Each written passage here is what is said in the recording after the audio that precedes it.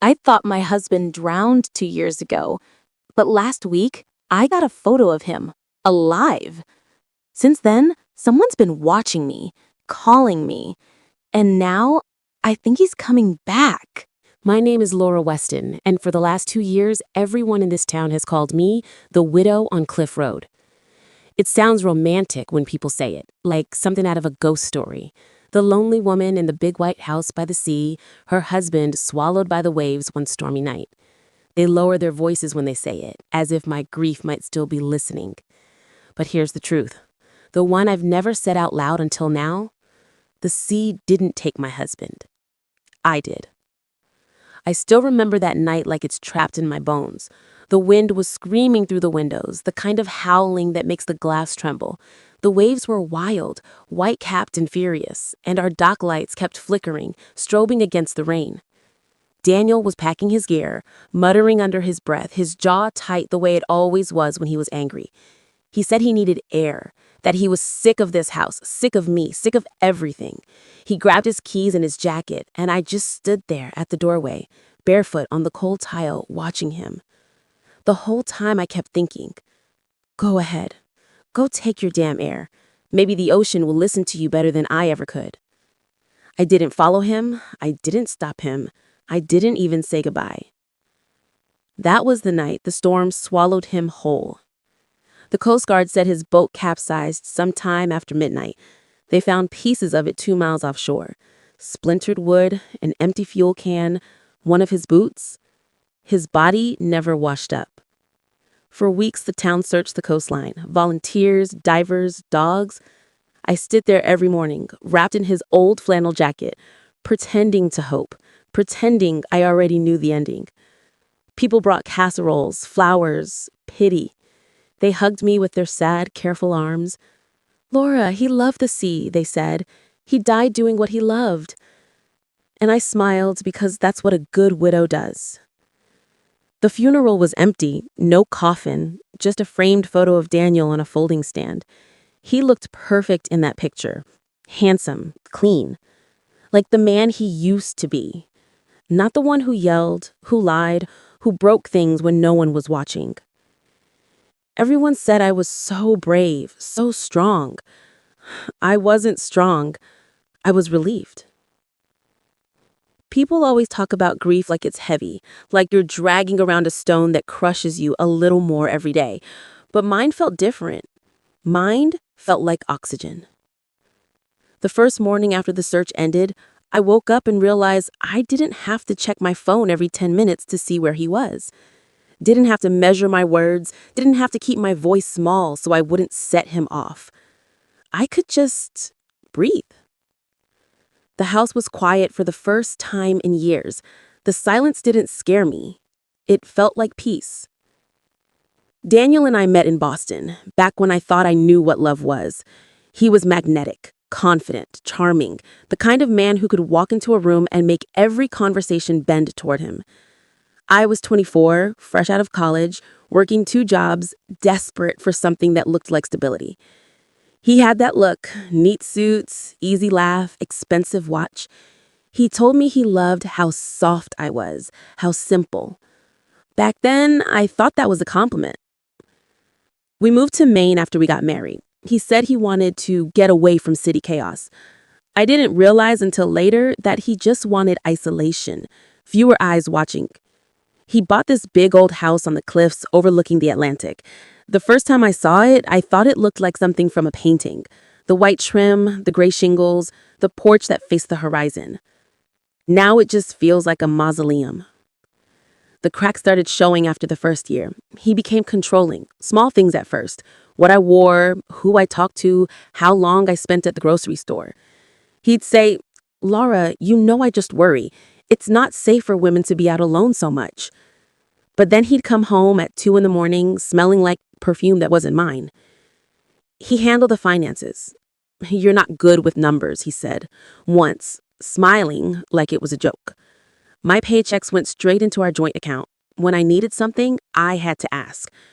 When he got angry, and he always did, he never left marks where anyone could see. He'd slam a hand against the wall near my face, grab my wrist just long enough to bruise the underside, whisper things like, "You'd be nothing without me." I believed him for a long time, until I found the emails. He'd been having an affair for almost a year. Her name was Amanda, a realtor from Portland. I found the messages by accident. His laptop was open, a draft unsent. Once the divorce goes through, we can finally be together. The accounts will be in my name by then. He was planning to leave me. Not just leave, erase me. He forged my signature on 2 insurance policies and taken out a massive life insurance plan on himself, naming me as the beneficiary. It sounds generous, right? Like a husband making sure his wife is cared for. But the more I read, the clearer it became. He was transferring funds, hiding money offshore, using my name on documents I'd never seen. If the marriage ended, I'd be the one the IRS came for. I'd be the one left holding the debt. That's when I started to hate him. Not in the loud, screaming kind of way, but in the slow, quiet way that seeps into your bones until every breath tastes like bitterness. The night before he died, we fought. Really fought. He came home late, drunk, his shirt untucked, his tie hanging loose around his neck. I asked where he'd been. He laughed in my face. He said, "You know, Laura, some people would have left you a long time ago. You're lucky I still come home at all." I remember looking at him, really looking at him, and realizing there was nothing left to save. So when the storm rolled in the next evening and he said he was taking the boat out, I didn't stop him. He wanted to be dramatic. He always did. Maybe he thought I'd cry, beg him to stay. But I didn't. I just watched him walk into the rain until the darkness swallowed him whole. For weeks after, people came by the house. They left food, flowers, cards. The pastor came to pray with me. The police asked their questions, gentle and apologetic. I said all the right things. Yes, we were happy. No, he wasn't depressed. Yes, he loved the sea. I said them so well, I almost believed myself. By the end of that first month, they declared him dead. Officially. Legally. Death by accidental drowning. I signed the paperwork with shaking hands, but not from sadness, from disbelief. Because somehow the world had just handed me the one thing I'd never been brave enough to take for myself: freedom. I tried to rebuild. I really did. I planted a small garden, took walks along the cliffs, bought a dog, a golden retriever I named Sam. I joined the local library board, started baking again. Everyone said it was good to see me moving on. What they didn't know was that every night I still dreamed of Daniel.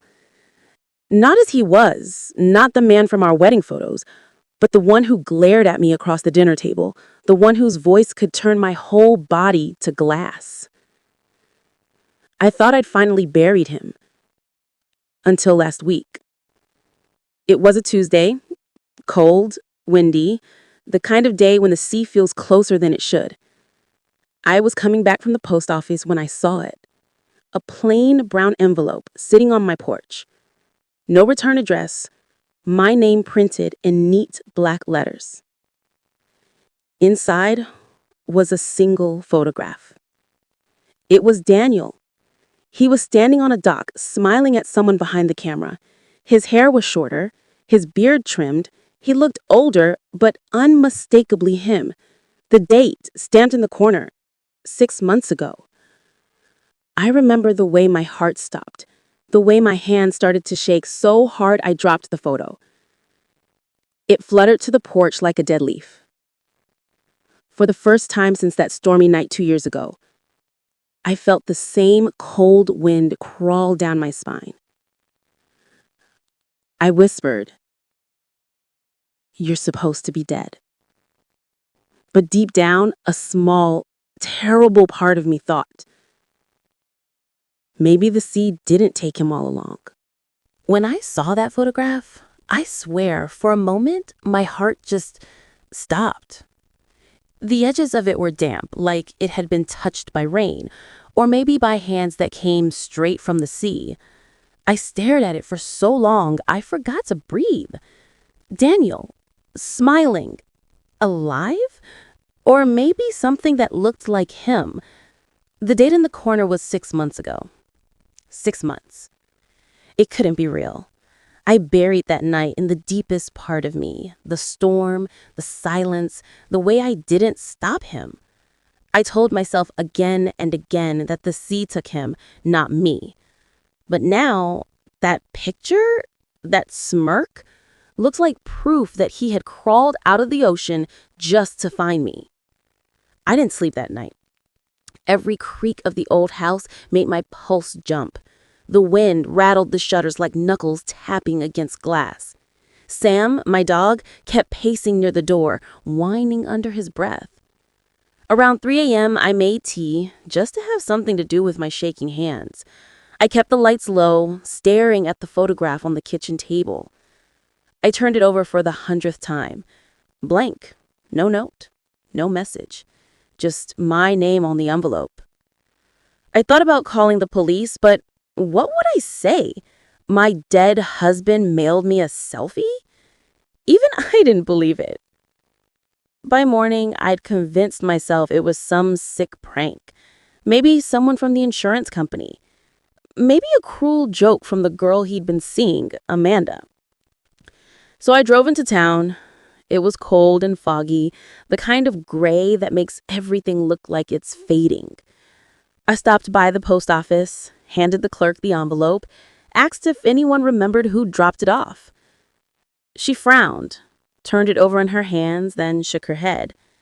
No return label, no stamp. Looks like it was hand-delivered. I felt the blood drain from my face. Hand-delivered? When? Last night, I guess. Someone must have just put it in your box. Happens sometimes. I thanked her and left, but the whole drive home, I couldn't stop staring at the road in my mirror, half expecting to see Daniel's truck behind me. That night, I dreamed of the storm again. Only this time, he didn't leave. He stood in the doorway, soaked and shivering, his eyes dark and calm. "You didn't even try to stop me," he said. I wanted to scream, but my voice wouldn't come out. He stepped closer, dripping salt water across the floor. Then he smiled, the same smile from the photo, and whispered, "I'm not finished with you, Laura." I woke up choking on my own breath. Sam was barking, his fur standing on end, facing the porch window. When I looked out, I saw tire tracks in the driveway, fresh ones. The next morning, I found another envelope, this one taped to the door. Inside was a note, just 6 words, typed in the same black ink. "You owe me what's mine." No name, no address, but I didn't need one. I knew whose words they were. Daniel had said that to me once, the night before the storm, when we were fighting about money. He'd grabbed my wrist and hissed, "You owe me what's mine, Laura. Don't forget that." Now, those same words were back, 2 years later, printed on cheap paper, waiting on my doorstep. I started locking everything, windows, doors, even the attic.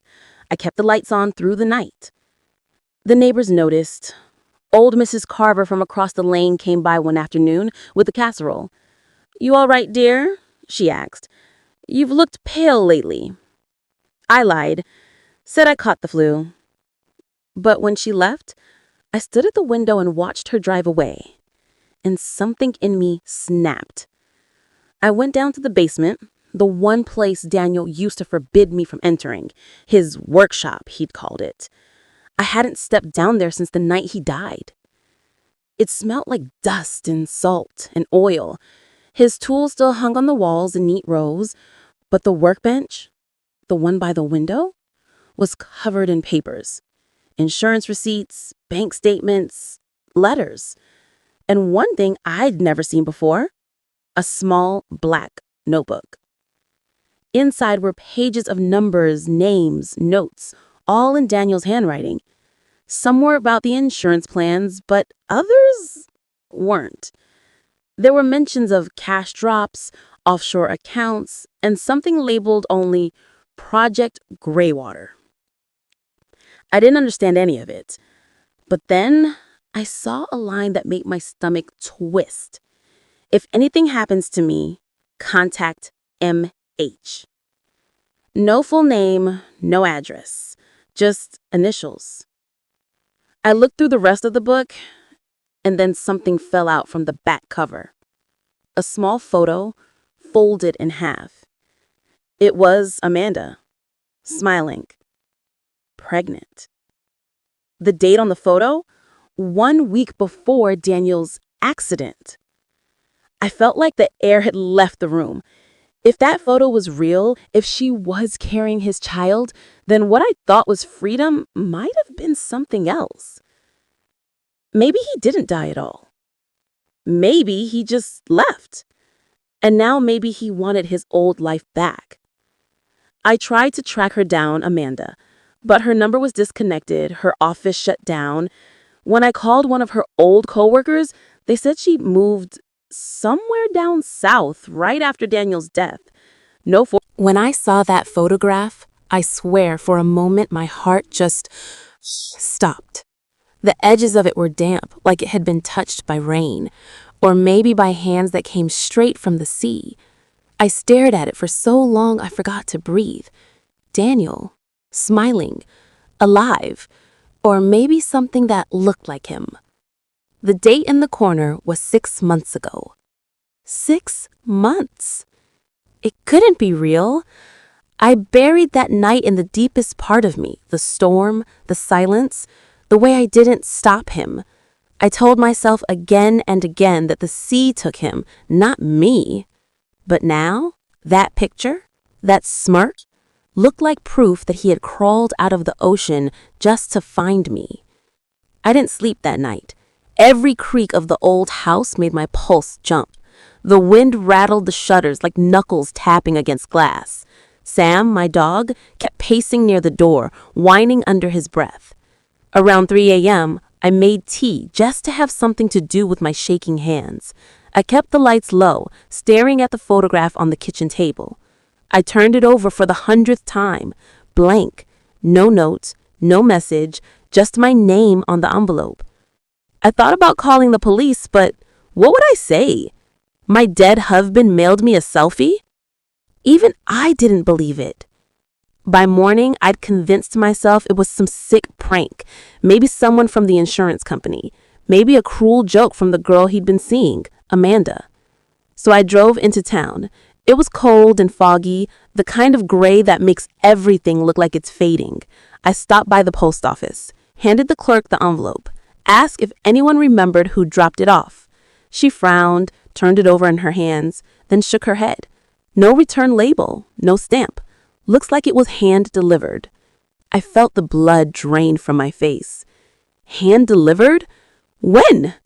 She said, last night, I guess. Someone must have just put it in your box. Happens sometimes. I thanked her and left, but the whole drive home, I couldn't stop staring at the road in my mirror, half expecting to see Daniel's truck behind me. That night, I dreamed of the storm again, only this time, he didn't leave. He stood in the doorway, soaked and shivering, his eyes dark and calm. You didn't even try to stop me, he said. I wanted to scream, but my voice wouldn't come out. He stepped closer, dripping salt water across the floor. You watched me walk into the sea. Then he smiled, the same smile from the photo, and whispered, I'm not finished with you, Laura. I woke up choking on my own breath. Sam was barking, his fur standing on end, facing the porch window. When I looked out, I saw tire tracks in the driveway. Fresh ones. The next morning, I found another envelope. This one taped to the door. Inside was a note, just 6 words, typed in the same black ink. When I held Daniel's ring in my hand, it felt ice cold, like it had just been pulled from the bottom of the ocean. The engraving inside, Forever D plus L, was worn and scratched, but it was unmistakably his. I remember standing there in the kitchen, rain still pouring in through the open door, the wind howling around me, clutching that ring like it was a piece of a ghost. And for the first time, I said it out loud. He's not dead. I spent the next morning trying to convince myself I wasn't losing my mind. Maybe someone else found the ring. Maybe it washed up on the shore. Maybe this was all just some twisted prank from one of Daniel's old business partners. But deep down, I knew better. I could feel it. That same oppressive presence I used to feel when Daniel would walk into a room. The air would go still. My body would freeze before my brain could even think. That's what it felt like again. Like he was here, watching. I went back to the basement, determined to find something, anything that could explain all this. I tore through the boxes, papers, drawers, and that's when I found it. A metal lockbox, rusted and heavy, tucked behind the old water heater. I pried it open with a screwdriver. Inside were stacks of documents. Bank transfers, IDs, passports. But one thing stopped me cold. A driver's license, not in Daniel's name. It was in the name Mark Harlan. The same initials I'd seen in his notebook. His photo was there. His face, just with a beard, shorter hair, and a new name. So that was it. He'd planned it all. The accident, the disappearance, the insurance money, even the affair. He was alive, and he was still out there. But then another thought hit me, one that made my hands go numb. If he was alive, why come back now? Why torment me? Unless he needed something. That night, I couldn't stay still. I drove to the marina, parked by the docks where Daniel used to keep his boat. The fog was thick, rolling in from the sea, wrapping everything in white silence. Most of the boats were gone for the season, only a few old trawlers left rocking gently against the tide. Then I saw it. A small fishing boat near the far end of the dock. Old, dented, paint peeling.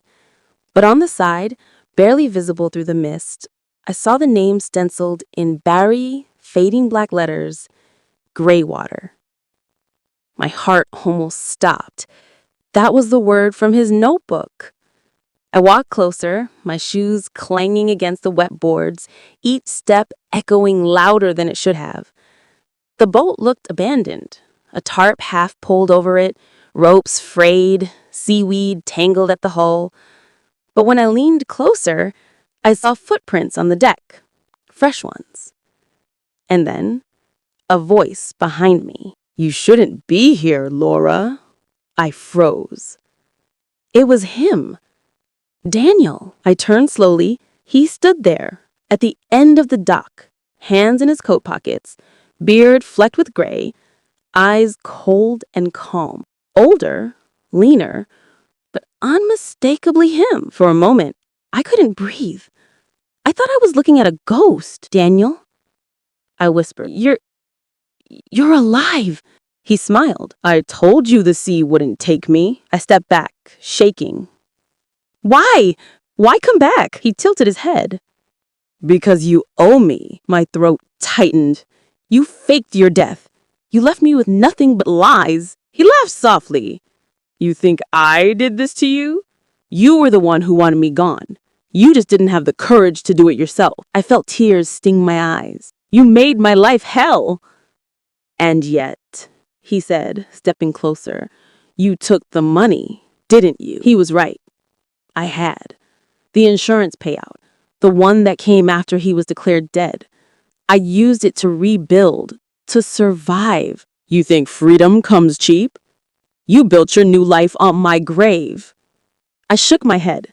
"You don't get to twist this. You destroyed everything." He smiled. That same cruel, calm smile I remembered too well. "Not everything. Not yet." I don't remember moving, but somehow I was holding the rusted crowbar I'd picked up near the dock. My hands were trembling. "What do you want?" I asked. "Half," he said, "of everything. The money, the house, the new life you bought with my death. You'll transfer it all to me. And if I don't," his eyes darkened, "then maybe I'll tell the police what really happened that night." I could feel the wind picking up, waves crashing harder against the pilings. The fog around us was getting thicker, swirling like smoke. "You wouldn't dare," I whispered. He stepped closer. "Try me." And then something snapped in me. All the years of fear, of silence, of pretending, it came out like lightning. I swung the crowbar, not at him, but at the dock railing beside him. The wood cracked loud enough to startle him. He stumbled back a step, eyes wide. "Daniel!" But before he could finish, the dock groaned beneath him. The wet wood gave way, and he slipped, one leg plunging into the freezing black water. He grabbed for the railing. I reached for him instinctively, but then stopped. He looked up at me, water dripping from his hair, his hand outstretched. "Help me!" he said. The same words he'd spat once when he'd thrown me to the floor, then begged me to forgive him afterwards. I stared at him, my pulse thundering. "Why should I?" He sneered, even then. "Because you still love me." I met his eyes. "No, Daniel. I just finally learned how to stop." And I let go. He fell. The sea swallowed him whole. The fog closed over the surface like a curtain, and the sound was gone.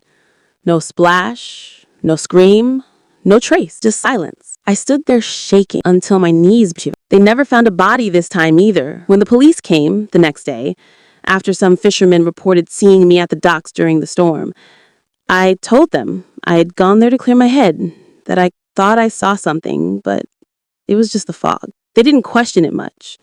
To them, I was the lonely widow again, fragile, haunted, pitiful. They called it an accident. Again.